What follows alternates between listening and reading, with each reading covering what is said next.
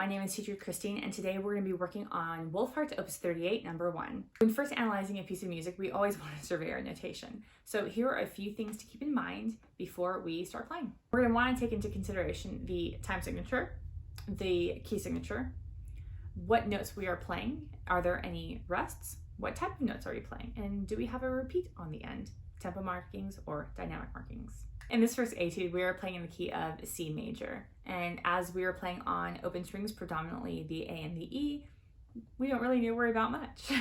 Our time signature is 2/4 time. So for every measure that we have, we know that we were playing 2 quarter notes.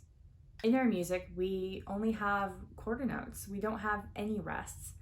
We do have a repeat at the very end, so we are going to want to train our eyes to go back to the beginning as we are finishing off the last measure. There are no tempo markings indicated, so we are going to take this as slowly as you are comfortable playing it with. If you have a private instructor, please take the tempo marking that they have instructed you to take. The key learning objectives for this etude are going to be tonalization, correct posture, and bow hold. As beginners, we're currently occupied with developing these skills, so we're really going to take our time in this etude towards mastering these. The most important thing to keep in mind with tonalization is that if you have a good bow hold and you have good arm mechanics, you're going to make a really nice sound. Now you are going to want to stay in your contact point on your instrument, but in lane 3 is going to be right in between the bridge and the fingerboard.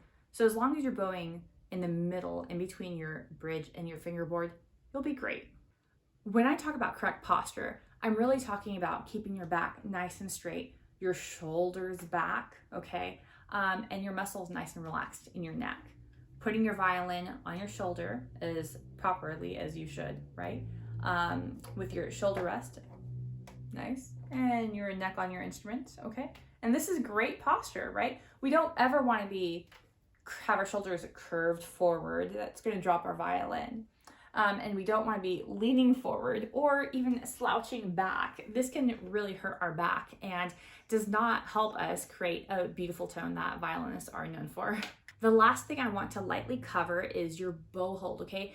There are many schools of thought on bow hold, 2 predominant ones. And so whatever bow hold you're being taught, definitely follow your instructor's instruction, okay? I prefer Franco-Belgian.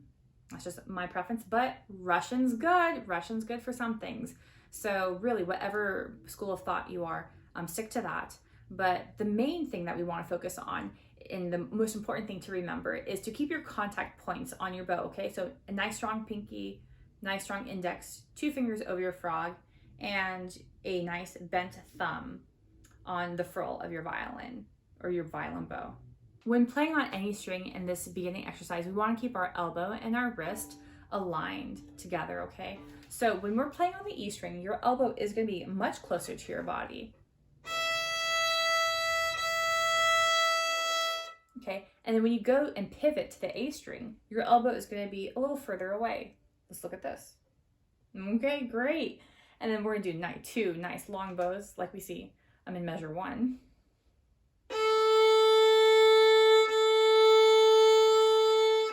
Okay, good. And then back to E string, you're going to, again, bring your elbow down, pivot, make sure that you're nicely in lane 3 and do 2 big long bows.